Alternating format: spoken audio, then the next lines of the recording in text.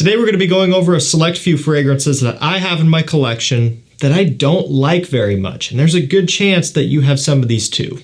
And to make it clear, I'm not saying that you shouldn't buy these. I'm not saying that if you like these that your taste is bad or anything like that. I'm just saying that out of everything that I have, these are some scents that have never really worked for me. I haven't really gotten to enjoy them all that much, and a few of these have been enjoyed by people and really like them. They just never have worked with me personally. One trend you'll actually see here that worked out in my favor is that the bulk majority of these here, in fact, actually all of these are cheapies. These are ones that you could pick up for well under 50 bucks.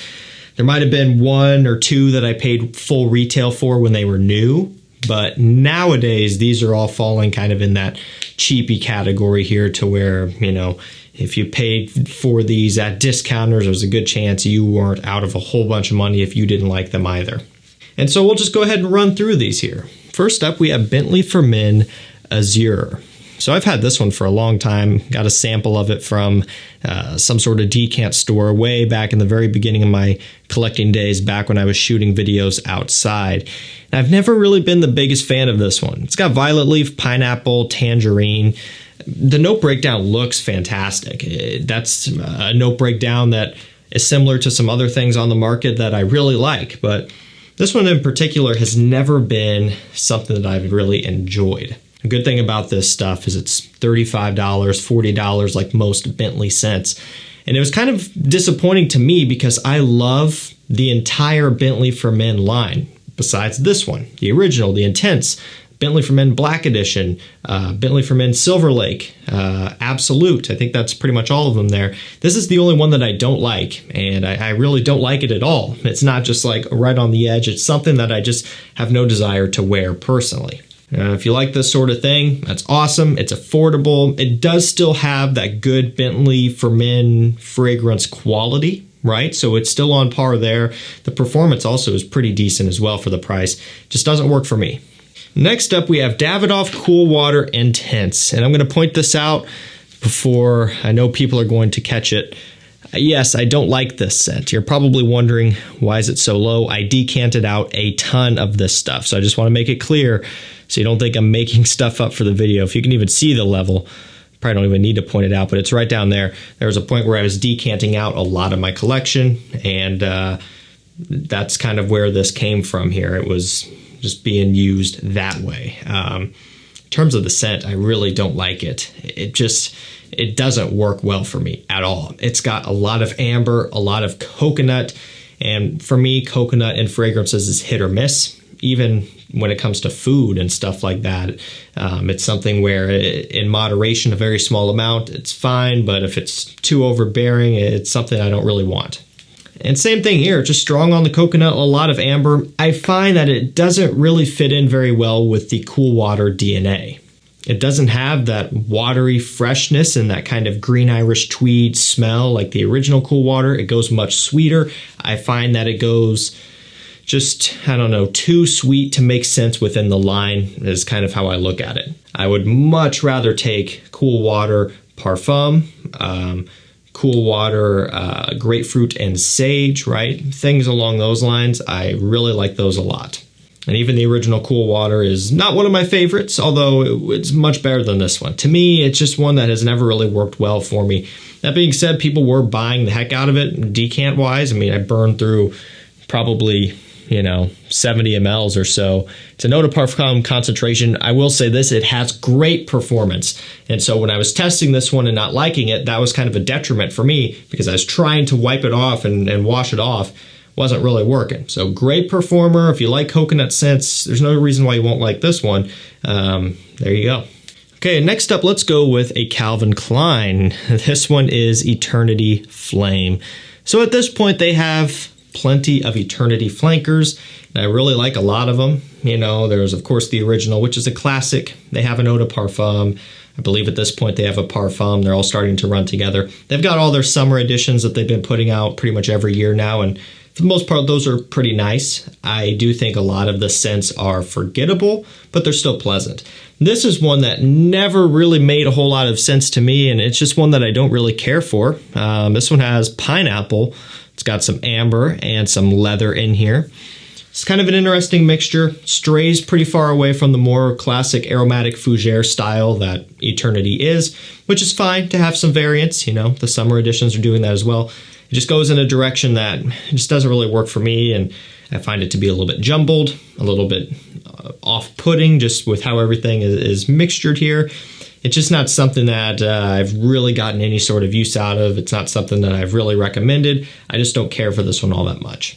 But like most things here in this video, it's one you can pick up for pretty cheap on discounters. If you want to take a gamble on it and you end up not liking it, you're not out a ton of money like you may be blind buying some more sketchy and kind of on the line higher end designers or niche. You know, stuff in this price range, they can be a little bit more disposable. And I know for me, this bottle has a heavy layer of dust on it. In fact, I had to grab it out of one of my boxes just to get it and feature it for this video. Otherwise, it just is going to go right back in the box now because we're going to be moving again soon. So easy. But yeah, this one, I just don't like it. Let's keep it moving with CERRUTI 1881 Essentiel. This one's got citruses, basil, bergamot, some musk, some other citruses, I believe some fruits in here as well. It's very, very fresh. Just that's the only way to put it. It's fresh. That's it. Pretty heavy on the basil, which I do like. I like that note. You know, it's used heavily in a good amount of men's scents. You know, you take a look at some of the John Varvatos scents. There's a couple creeds like Royal Water that uses basil a lot, and I do like it. For me, this one is just, it's so boring. It's very forgettable. It's another one that I had to dig for to find it because I had it boxed up, and I luckily remember that this is one that kind of let me down. I was able to find it and feature it for this video. But other than that, it's not something that I would ever think to wear. You know, that's just something that's not going to happen. The reason why this was a letdown for me was because I really like CERRUTI 1881 Signature. I featured that one many times. The bottle looks just like this, except it's black on the back here. You can't see through the back. It's like a matte textured black finish. And that one's fantastic. A really, really good, realistic leather scent for like $35 to $40. Very affordable. Has a little bit of a Lanouille de l'Homme cardamom spice with a bunch of leather. It's kind of how I describe it. Great stuff. Impressive. Much better than I was expecting. So I got excited about that one, kind of discovering a new line that I hadn't really heard of before and wanted to venture out. Bought this one and it didn't do it for me. Maybe my expectations were too high. I don't know. Just as the trend goes, this was another one that was, you know, $30 range. Not like it was a ton of money lost, but just something that I wouldn't really rush out and get too excited about. Running down to the end with Dolce & Gabbana K Intense. Now this one has blood orange, juniper berries, and fig. So, full disclosure, I'm not a big fan of fig and fragrances. It's part of the reason that I don't like this one. That's not all the reason. Again, sometimes I can tolerate it if the rest of the scent holds up for me and, you know, it's just used in moderation. It's fine. That's just not the full deal here, but that is a part of it. I don't know what it is. I don't care for it. The mixture and how everything is blended together is something that doesn't work for me. I will tell you something that's interesting though. This does remind me a little bit of a scent that was released in the same year, 2020, that I love. It's really kind of weird, and that would be Rocus Loam in the blue bottle.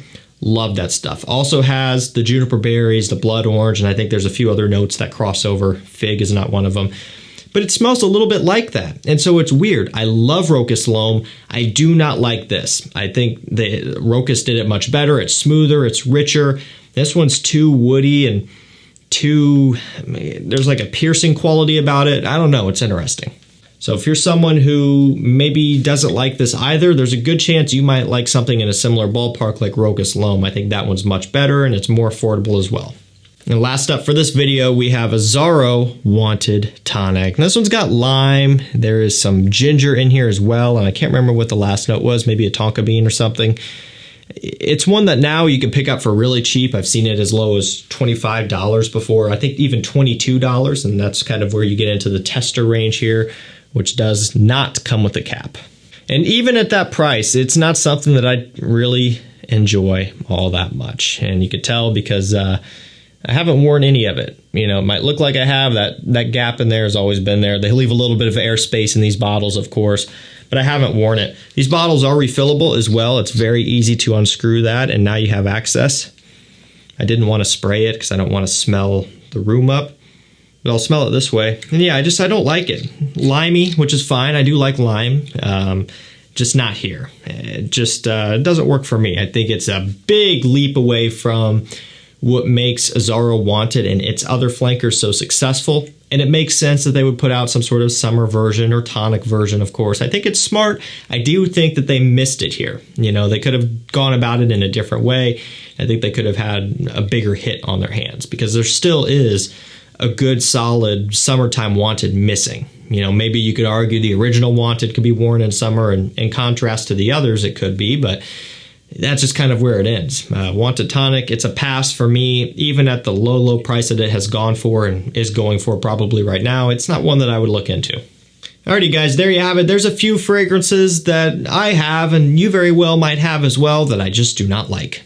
Now, if you want to be notified for some great fragrances as they come into stock here towards the end of the year, sign up to my mailing list and texting list at the link and number down below. I'm always on the hunt for rare, discontinued, and hard to find items, and they do pop up often, especially here as we're wrapping up the year. So make sure you're on the lists down below. You'll be the first to hear about any exclusive sales, any big restocks, all of that stuff. You know, this is the time of year where that happens, and so you want to stay tuned for that if you're looking to make some great purchases. Thank you so much for watching. Stay safe, stay healthy. We'll see you tomorrow with another one. Take care.